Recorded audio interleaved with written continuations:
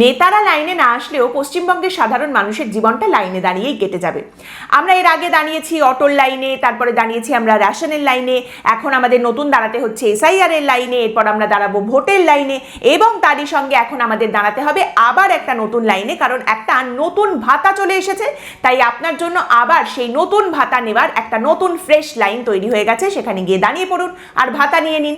আমাদের রাজ্য সরকারের ঘোষণা, যুব সাথী প্রকল্প, প্রত্যেক মাসে বেকার যুবক যুবতীদের 1500 টাকা করে দেওয়া হবে, বেকার ভাতা দেওয়া হবে।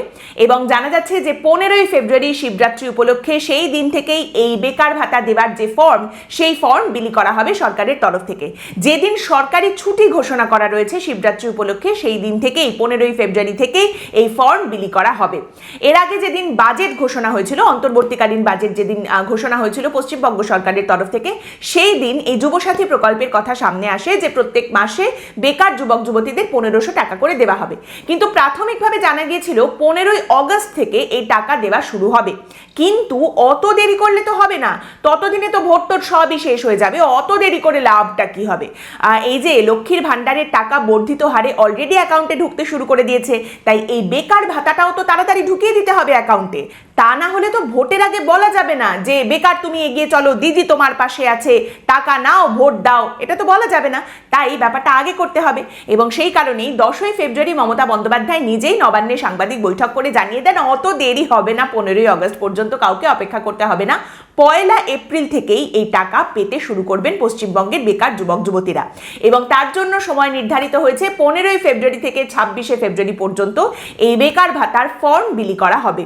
যুবসাথী প্রকল্পের আওতায় 21 থেকে 40 বছরের মধ্যে যে যুবক যুবতীরা পশ্চিমবঙ্গে রয়েছেন তারা ভাতা পাবেন, ভাতার জন্য তারা আবেদন করতে পারবেন। সর্বোচ্চ 5 বছর তারা এই ভাতা পেতে পারেন। মাধ্যমিক পাশ করা যুবক যুবতীরাই কিন্তু এই ভাতাটা পাবেন। যতদিন না পর্যন্ত তারা চাকরি পাচ্ছেন ততদিন তারা এই ভাতা পাবেন, প্রত্যেক মাসে 1500 টাকা করে। এবার তাহলে আর কোনো সমস্যা নেই, আপনি লাইনে দাঁড়িয়ে পড়বেন আর তারপরেই আপনার হাতে চলে আসবে করকরে টাকা। এবার ব্যাপারটা হচ্ছে এই ভাতা দেওয়ার বিষয়টা ভালো না খারাপ, কি খারাপ বিষয়? দেখো আবার লাইনে গিয়ে দাঁড় করিয়ে দিচ্ছে যুবক যুবতীদের, কোন অধঃপতনের দিকে আমরা চলে গেছি, কতটা নিচে আমরা নেমে গেছি, ভাতা দেওয়াটা আদৌ উচিত কি উচিত নয় সেসব কথা একটু পরে আসছি। মোদ্দা কথা হচ্ছে এই টাকাটা কিন্তু দেওয়া হবে। কোন টাকাটা দেওয়া হবে না বলুন তো?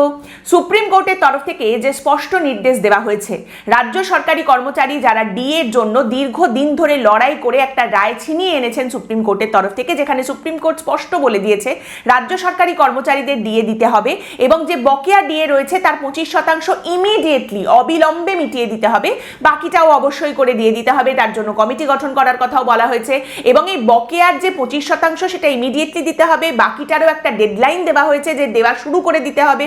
এত কিছুর পরেও যখন বাজেটের দিন মুখ্যমন্ত্রী মমতা বন্দ্যোপাধ্যায়কে এই নিয়ে প্রশ্ন করা হয়েছিল যে এই যে সুপ্রিম কোর্টের রায়, তাহলে ডিএ কবে দেওয়া হবে, কি ব্যাপার, মমতা বন্দ্যোপাধ্যায় সেদিন বলেছিলেন, দেখুন রায়ের কপি এখনো পর্যন্ত আমরা পড়িনি, সেটা তো আমরা পড়ে দেখব।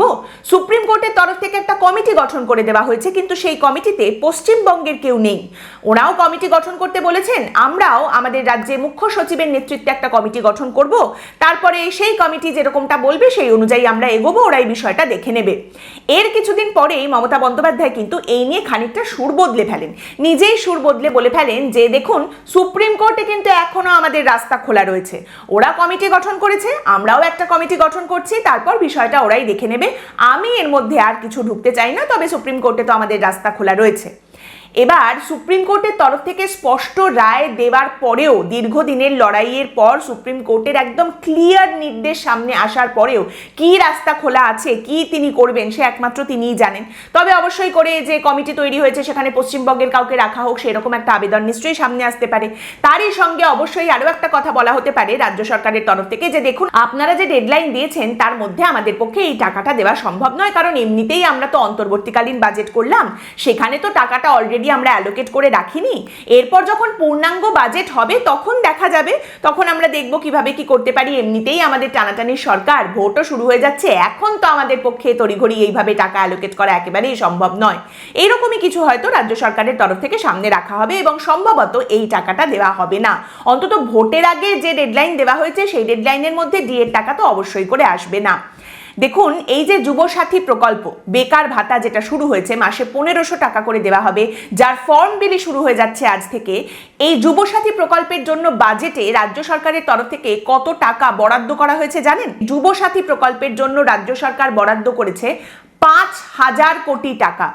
5000 কোটি টাকা একটা নতুন ভাতা শুরু করার জন্য দেওয়া যায়, কিন্তু বকেয়া ডিএর 25% যেটা অবিলম্বে মিটিয়ে দিতে বলা হয়েছে সুপ্রিম কোর্টের তরফ থেকে, সেই মেটানোর কাজটা শুরু করার জন্য যে কিছু টাকা অ্যাডজাস্ট করা যেতে পারে, সেটা রাজ্য সরকারের তরফ থেকে করা যায় না।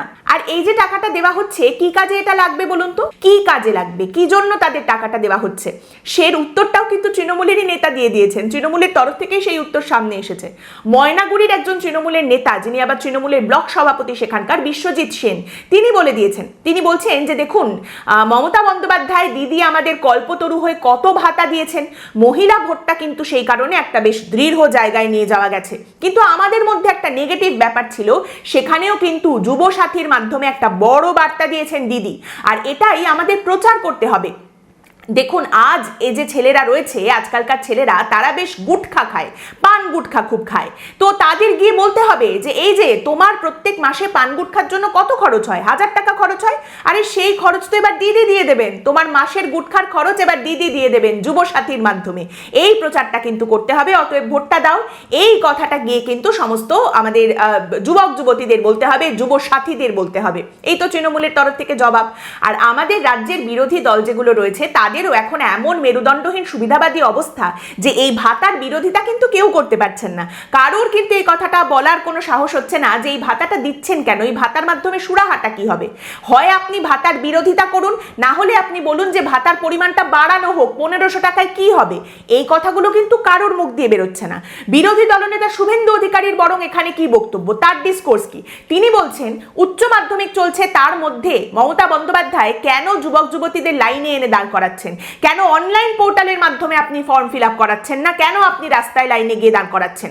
ঠিক আছে, আপনারা ফর্ম ফিল আপ করুন, এরা কিছু দিতে পারবে না, চাকরি বিজেপি এলে দেবে। এইটা এখন শুভেন্দু অধিকারীর বক্তব্য। মানে ভাতার বিরোধিতা, ভাতা বাড়ানো সেরকম কোনো কথা নেই, বরং কথাটা হচ্ছে যে কেন লাইনে দাঁড়াতে হচ্ছে, কেন অনলাইন পোর্টালের মাধ্যমে ফর্ম ফিল আপ করে ভাতাটা দেওয়া হচ্ছে না। শুভেন্দু অধিকারীর দুজন ভাই আছেন, তারা দুজনেই এখন তৃণমূল কংগ্রেস থেকে বিজেপিতে এসে বেশ গদির উপরে বসে গেছেন। তারই সঙ্গে জানা যায় যে তাদের পরিবারের পেট্রোল পাম্প টাম্পও রয়েছে, বেশ টাকা পয়সাও রয়েছে। মানে নিজের দুই ভাইকে নিয়ে কিন্তু সুন্দর করে এগোচ্ছেন শুভেন্দু অধিকারী। আর আপনাদের জন্য বার্তা কি, আপনারা ভাতার জন্য ফর্ম ফিল আপ করুন, আপনাদের বিজেপি চাকরি দেবে, বিজেপি ক্ষমতায় এসে চাকরি দেবে। আচ্ছা, কিভাবে দেবেন বলুন তো চাকরিটা, সেই প্ল্যানটা কোথায়? এই চাকরি তো হাওয়া থেকে টুপ করে পড়বে না, তো কিভাবে দেবেন আপনারা সেই চাকরিটা? সেরকম কোনো প্ল্যানও কিন্তু পরিষ্কার করে যে সামনে রাখা হচ্ছে তাও নয়। আর যদি আপনারা এতই চাকরি দিতে পারবেন আর এতই সবটা পরিষ্কার আপনাদের কাছে, তাহলে বিজেপি শাসিত রাজ্যগুলোতে বেকারত্ব রয়েছেটা কেন? এই ভাতা কেন দেওয়া হচ্ছে? এই ভাতার বিরোধিতা করার ক্ষমতা পশ্চিমবঙ্গের কোনো রাজনৈতিক দলের এই মুহূর্তে নেই।